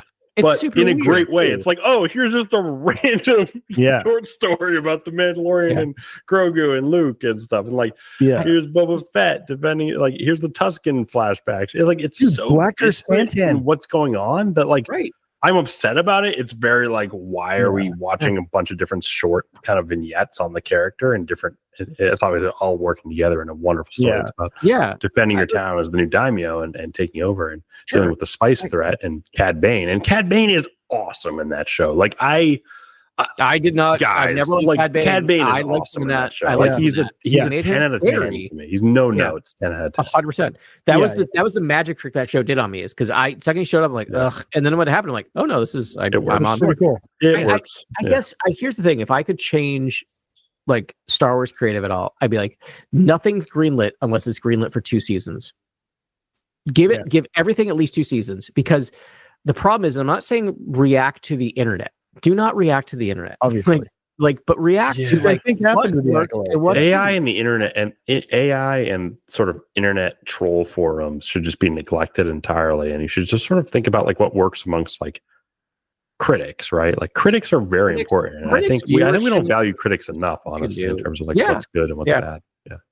Yeah, and like well, I guess critics don't lead you in the most like financially robust direction. Like you don't make huge margins when like you go with the critics, right? So the studios are very wary of the critics. Star Wars is about creating mythology, and it's like sort of then the ticket sales and the toy sales. It's about internally what people think internally, and I think that's the best thing about Lucasfilm, and that's the best talent they have. Yeah, it's like they're not making blockbusters; they're making their own IP. They're following the pillars of Star Wars. Again, this is another callback to Core Rule News. We may have to do a Pillars episode soon. Oh, you know what? I wanted to do a Pillars episode that was all the pillars, and we just talk about all the pillars. Yeah, that's a great idea. Yeah, I think it's a good idea to kind of reassess. Yeah, that might be 5 hours long, but stay tuned, audience. Like no, I mean, I think we could do it in one. We'll zip through them because we talk about the pillars a lot, but I'm proud of that. But it's so much better if you can just listen to one podcast forever than like change to a new podcast. If you just have one long mix, it's great. Let's do it. I mean, we got 5 episodes before Andor, and we've only got a couple of things all right. on offer. So all right, we can put it in. We might need to buy some time before Tempest Breaker. I've started listening to Tempest Breaker, but maybe there's a Pillars episode in there. Yeah, maybe we do. Maybe we do. Is Marchion Row interesting yet? No comment. Maybe we do Mask of Fear, and then we'll do Pillars, and then we'll do Temple Breaker, and then we'll do Andor rewatch or something. Anyway, Tempest Runner. What is that? Is it Lorna D? It's Lorna D centered. Anything with Tempest in it, I'm just thinking Lorna D. Yeah, it's like the follow up to Tempest Runner. Right. The audio and we all remember what happened in Tempest Runner. Yeah, we do. There was a ship battle.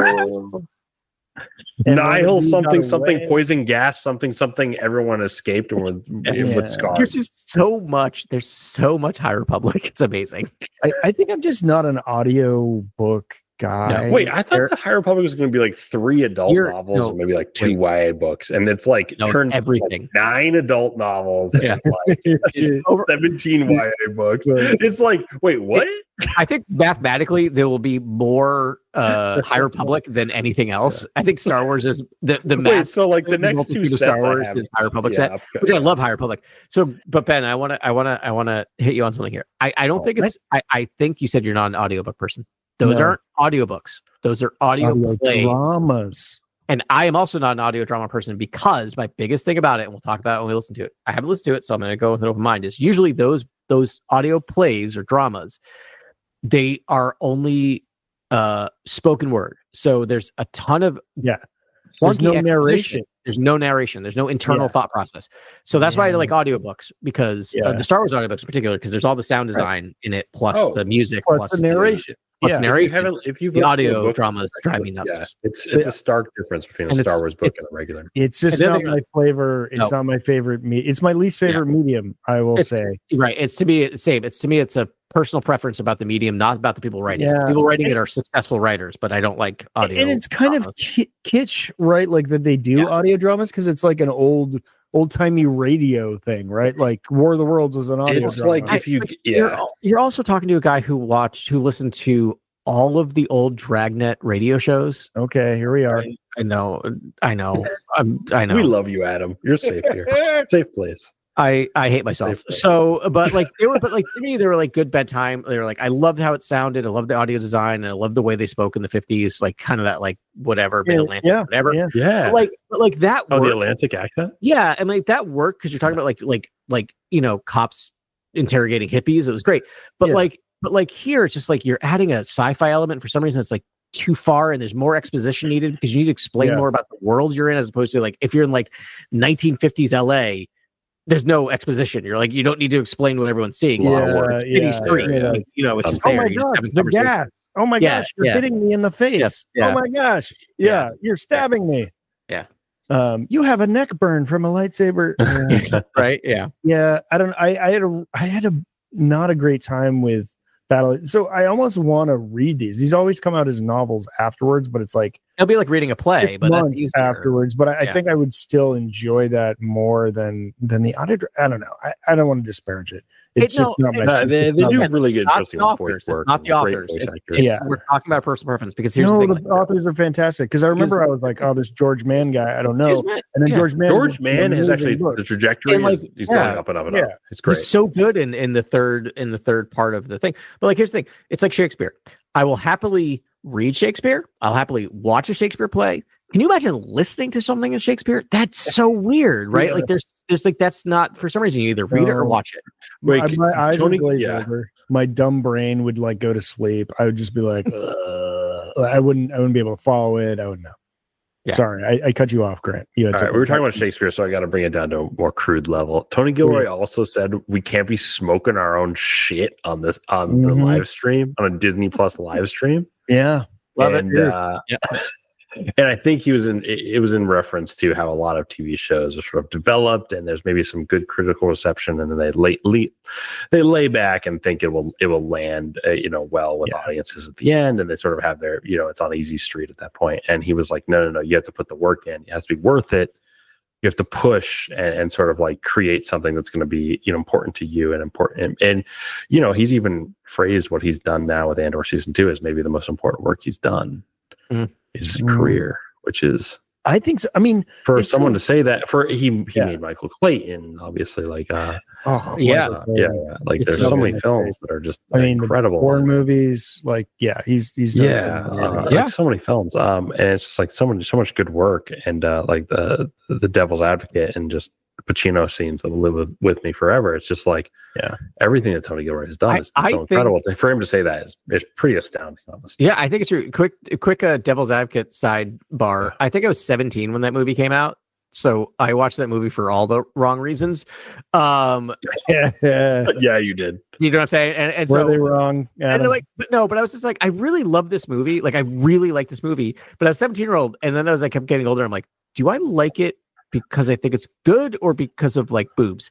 And so like actually no, I gotta run that back because there's a lot of movies that I feel like fit that framework for me that I should re-look at and be like, hey, what's this look like from a different lens, of a more grown up lens? That's the thing. Like I rewatched it in my 30s and I'm like, no, this is a really good movie. Like, this is really well written. And I'm like, oh, I was okay. I had taste when I was 17. No, I didn't. Yeah. But like, it made me feel like I had taste. But anyway, but he is so good. And I think the thing that I try to explain to people about Star Wars, it's amazing how many friends who like, I was going to say claim, and I don't want to say it, they like Star Wars. They just don't watch everything. And they've kind of fallen off. And I will like go through the list of things and they'll be like, yeah, I watched Mando and I watched Book of Boba Fett, but I didn't watch Andor. And I'm like, what are you doing? And so many people, I'm like, you don't understand this. Like, Andor is next level. Like, Andor is a great Star Wars, but it's like, it is not, to me, this is my always thing, it's not the best Star Wars, but it's the best show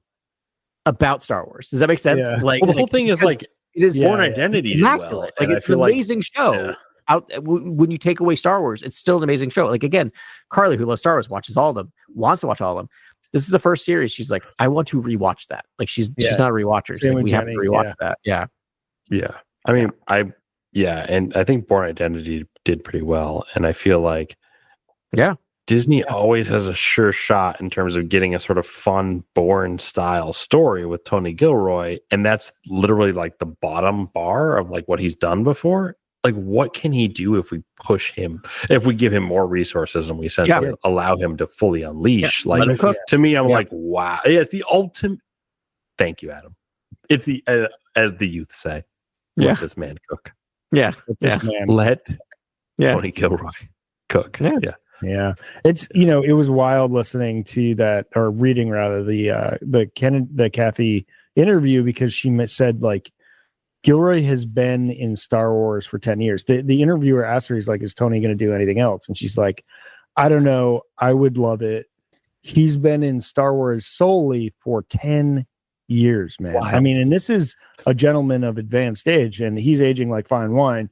But who would have thought that would be his do you think career for anything for 10 years? Do you think Kathy and Frank Marshall share their work with Tony and be like, what do you think about this? Like, because like probably. I would. Because I think Adam, Ben, I wonder if Mank would all do that. We'd be like, oh, he's a contact that I can actually reach out to and be like, what do you think of these dailies and what do you think of this scene, construction? And like, he'd be like, nah, I think you need to like add this and why is this character even here?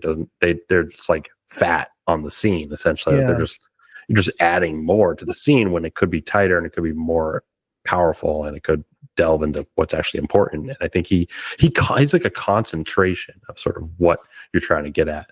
He helps you concentrate on what you want to do. Okay, I'm gonna yes and you, Grant. So that would be a great thing for him to do casually. What if we made it official? But what if we not only made it official, what if he is the transition plan for Kathleen Kennedy? Like Tony Gilroy. You can run. No, I don't think he has this. I mean, if he wants to do it, I mean, he could do it. But I don't think that's not who he is. What if he did? No, it's not. It's actually just not. That's not even a workable scenario. Honestly, he's not. He's not going to do that. No. Because that person needs to have. It's almost be like either a suit slash they've lived in production. They've lived in the producer role in Star Wars or Disney specifically, and sort of like that. Like the structure is a suit or someone who's lived in the production sort of world of Disney, which is like. Not Tony Gilroy. He has for 10 years. It's gross to even assume that that's who he is. He's not that. He's lived in Star Wars for 10 years, but he's only lived in a 5-year period of Star Wars for 10 years. Like, I think if you asked him about like anything about like the sequel trilogy or Mando and Grogu, he doesn't care. I think he was actually being cheeky about the other shows that are happening on Disney Plus and being I think my show's executed a little better because I think deeply about what's going on. And I don't just like give short shrift to like anything. Everything is very important. Everything is very heavy. And when I add characters, Disney itself is worried and doing data analysis about me adding characters. But guess what? Each character matters and only I know how they matter. And that's honestly, you can't even do metrics on that. It's like, no, you can't. It's insane. Here's the thing. So 2 things. One, I think the best thing with Gilroy is like open door policy at Star Wars. Just be like, if you ever want to come back, anything, just do it. Just do whatever you want. Just signed. The second thing is the 2 most successful people. What if he does the X-wing thing? Like, what if he does the Starfighter thing? Yeah, absolutely. To me, that's the thing. If I was to concentrate what he is as a creative force, I'd be like, have you thought about like X-Wing squadrons and like what that was like? And like what you did in Andor was like a brief glimpse of the like birth of the X-Wing squadrons. These like Z95 headhunters that are like gathered together and you're like, let's fight back against this like ridiculous fascistic industrial complex. Like, and it's like, oh, you got a glimpse of this. What if he then heads up Patty Jenkins again, he writes, Patty Jenkins directs. Yeah. It's very. I don't want to be one of those crazy podcasters who's like screaming about directors. No, but I think you're wrong. No. I don't want to say that. It's like it's so obvious. It's sitting right there, and it's like, it's a. Well, I think they would play off each other really well. Squadrons movie. It's like, what more could you want? That's to me. That's like that's almost what you because Top Gun fails to do that. Top Gun is a campy, adventurous, fighter pilot drama that's almost like a Hallmark drama. It suffers from the same things Revenge of the Sith suffers from, in that like every character steals the third act from Star Wars. Top Gun Maverick third act is just Star Wars third act. It's a New Hope third act. It literally is. There's a Tony Gilroy take in that movie. Yeah. Sorry. You want a Tony Gilroy take on that. You do not want Top Gun, absolutely. Essentially. No. Yeah. I'm just saying, like, what if the top of the pyramid is a guy that he's had his finger in every pie. He knows the full creative process. My targeting computer cannot lock on. And he mostly cares about story. And it's like he's got Filoni there. He's like, you let him know which little alien to put in your Star Wars. Yeah. But there's something to him that's like, here's the gist of what you should be doing. And like it's like should be outlawed. We like let's harken back to the beginning of the pod. Yeah. Like should he could say should though. If he's the lead, but he should be able to say should. He is allowed to say should. This is actually the thing what I think you should be going after. So Gilroy has to look at every script and be like, when it's coming through, and he's got to look at it and be like, you know what, this character and this character should really have more time together, and they should really, what is the emotional like thing here? Yep. What is the score doing here? Like, does the score have a feeling, or is the score sort of like a medley? Like, why is this go? Like that is we talked about this when we had our our Kathleen Kennedy episode a couple weeks ago. Praise-a-thon. But it was like we were like, if there were to be someone to take her spot, it would be nice to have a creative there, a creative person. And so this is a what if parallel universe. I don't think he has any desire to do this, but I'm just saying that he's that good. Is Simon Kinberg British by any chance?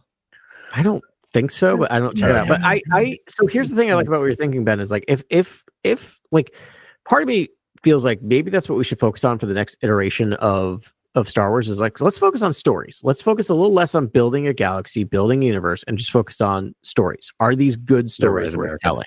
Yeah, right. And so, Tony Gilroy's a good person to look at your scripts and be like, "Yep, this is a good story. I don't understand it. I don't know how it fits in the timeline. We'll get Filoni and we'll get others in here, but yes, this is a good story." Like maybe that's what you do. Here's the thing I'm thinking though, is like, again, not to beat a dead horse, but like the two most successful storytellers in Star Wars TV right now, in terms of like critical praise and viewership, is Tony Gilroy and Jon Favreau.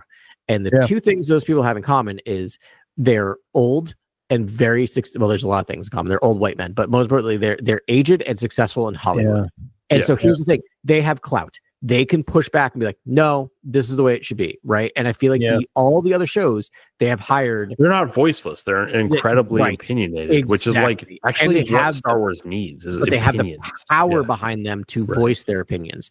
And the other people they're hiring are really talented young up and comers who have less clout to push back. And I feel like either let those people push back or just hire people who are going to push back, because that is my biggest thing I thought about this. And I want to say, like, yes, this is the common denominator. We know, like, Mangold falls in that category and he's going to be making a Star Wars, but I do love and want to preserve the Star Wars brings in young filmmakers with fresh ideas. Their voice. That we need that voice too. 100%. 100%. But don't take their voice away from them, which I feel like happens in all these giant. And it's not just Star Wars. Star Wars, DC, Marvel. Well, that's the whole thing. Is I think last podcast I went on a tirade about how maybe we should just. It's like it's almost like the Supreme Court. It's like, how can these IPs sit with these corporations for this long when there's probably independent takes on this stuff that are actually like far more compelling? And it's like, I don't know what we do as a society to allow us to sort of like advance, but like we need to figure out how to advance at some point. And I don't know how we do it, but with good writing. Post-capitalism. What? Sorry, go ahead. That's a crazy form of government. Yeah, that's a crazy form of sort of a socioeconomic design. Post-capitalism instead of like peak. What are we? Peak capitalism right now? Yeah, we're in late game capitalism. Late stage capitalism. Late hyphen stage capitalism. Yeah, there is an end to capitalism. It's when there's an end. No, I think capitalism is fine to the degree that like markets help, innovation, right? Yeah, it's fine, and you can do things to gain merit and earn and be and achieve. But it's like, But maybe there's a post-capitalism era where it's like maybe there's new ideas that are quite interesting. I love that. I'm going to say 2 sentences, and we don't need to talk about this anymore. But I feel so strongly in this. I am a capitalist. This is what brought America to where it is today. But sorry to say America, but our to America. What are you? Sorry to say America. America's a beautiful, incredible. Well, I like to keep it the in most Galaxy. Beautiful country in the world. Grant, I like to keep it in Galaxy. This is a story. Oh, I'm sorry. Oh, my bad. I didn't know where you're coming from. But I think no. But no, I'm also not proud to be American. Really? Oh, wow. I differ from you guys. Not currently, not just today. Currently. No. I mean, well, I don't. Embarrassed. I think is the proper. No, I think it's the great experiment. I think you guys are looking at it in a certain real time aspect. I really appreciate your long view there, and the arcing curve, arcing view. Yeah. Let me just make this dumb economic point. Yes, I think capitalism is great. It needs government to hold the leash on capitalism, and then you can control how much it eats and make sure it doesn't eat too much. Government hasn't had enough power in certain locales to do that, and that's how I feel about it. You need a balance between the two. But it's a monster that will eat everything and then eat itself. Yeah.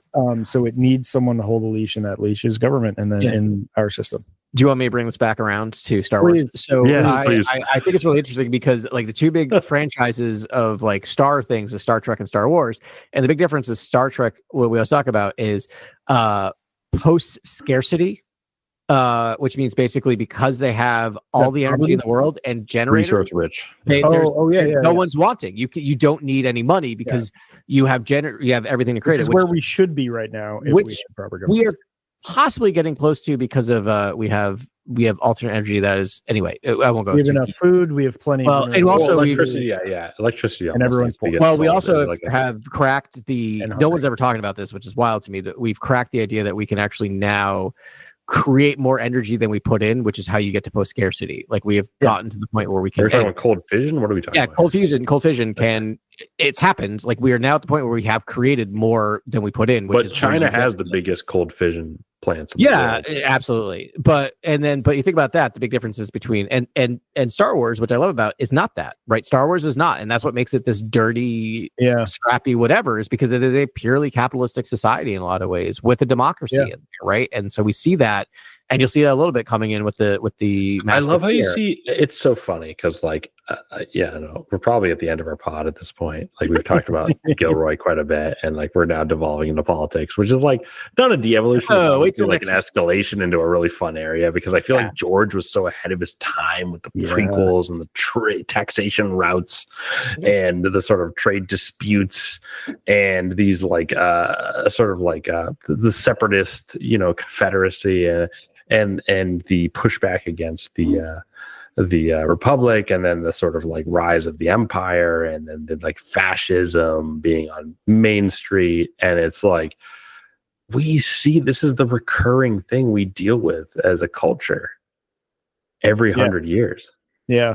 And you've mentioned this to me, Grant. I didn't read the article, but you said like George Lucas. Sorry. You can make that mistake. That's creator. Fine. Freudian slip. It's fine. Yeah. Lucas. God, I need to honestly just go into hiding for 5 years after this podcast. This is tough. No. Anyways, keep going. He actually thought like Utopia was a benevolent dictator. And I'm pretty sure you told me that. I haven't read it. Maybe I'm making stuff up, but and we've learned there has been a benevolent dictator. Attack of the Clones, best movie ever. Come on. Yeah, I mean, everyone craps on it. It's a safe place for Attack of the Clones right here on this podcast. Yeah, your landing pad for all things Star Wars.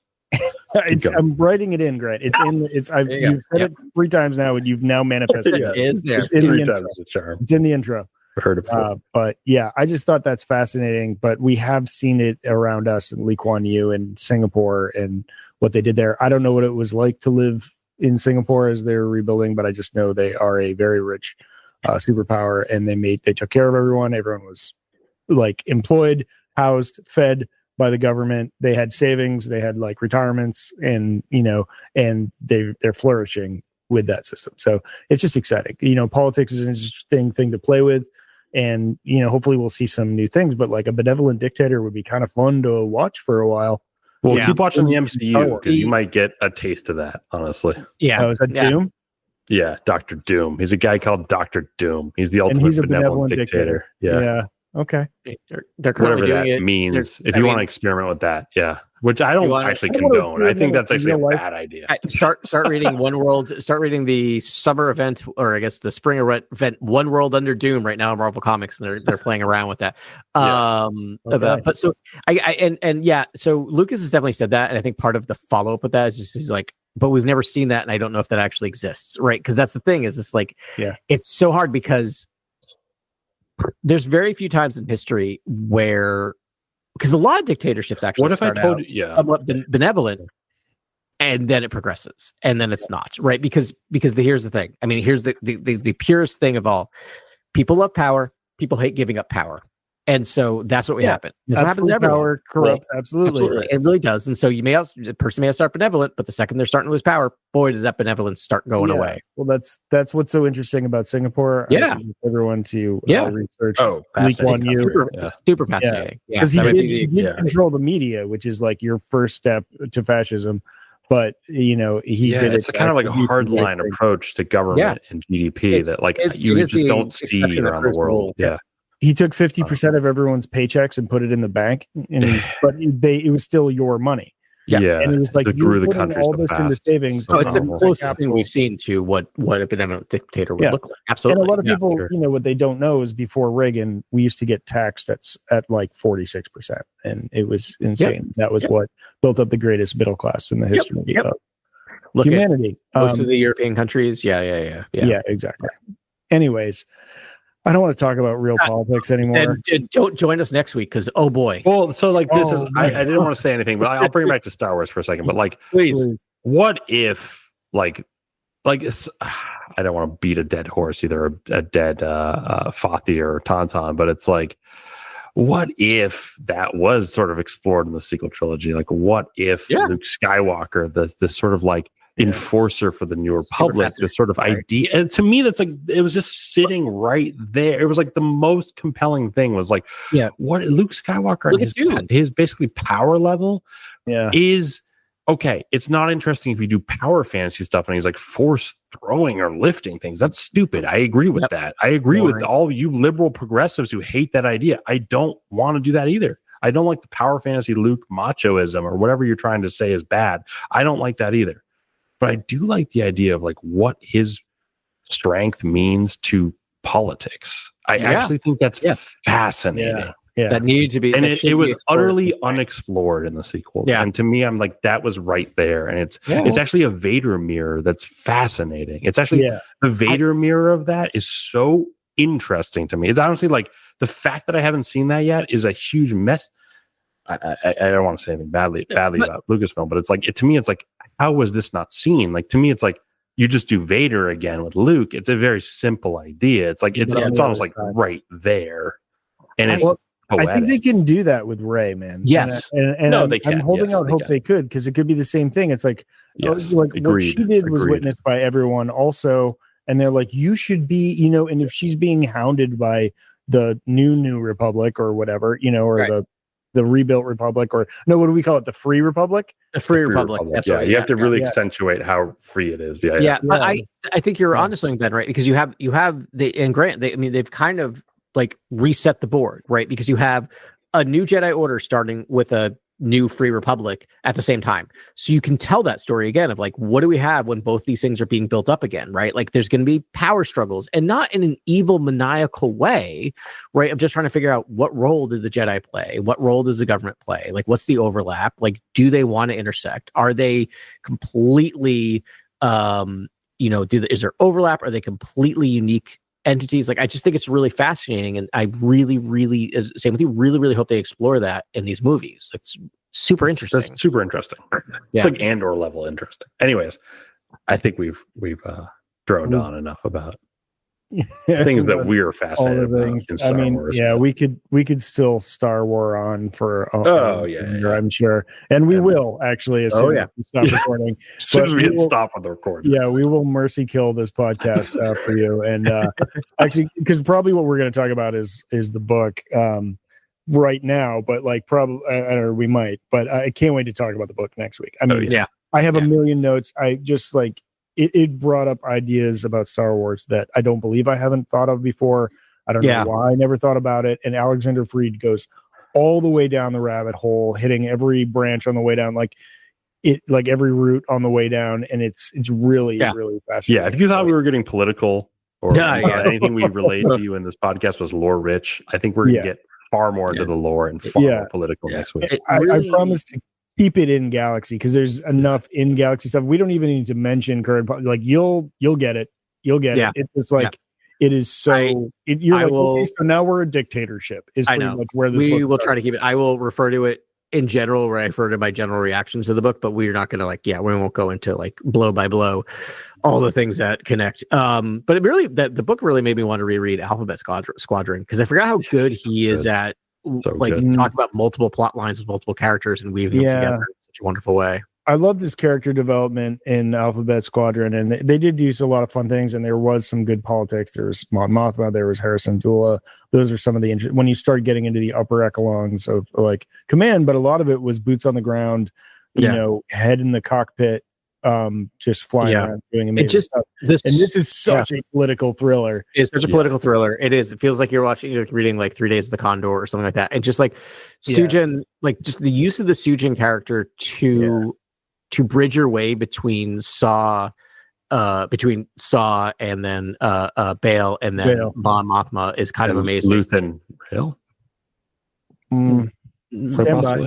Maybe. Stand by. It's mostly about those three. It's just those three, but just think about like and what Luthen Rail means after hearing more about these three and how they interact with each other. Yeah, it's so organic and it makes so much sense, and you get so much more Bail in like a way that you're like, you kind of know what Mon's about, you know what Saw's about, definitely, but like Bail, like where Bail's head's at, is really interesting. Yeah, and the relationship between Bail and Mon Mothma is super interesting, and not everything I thought was there. And I'm like, oh, this is so fascinating. The way this makes it's so much more exciting when they kind of don't like each other. Exactly. Yeah. Yeah. They're at different ends of the political spectrum. I always thought they were shoulder to shoulder. All right. Yeah. That's our little preview for next week.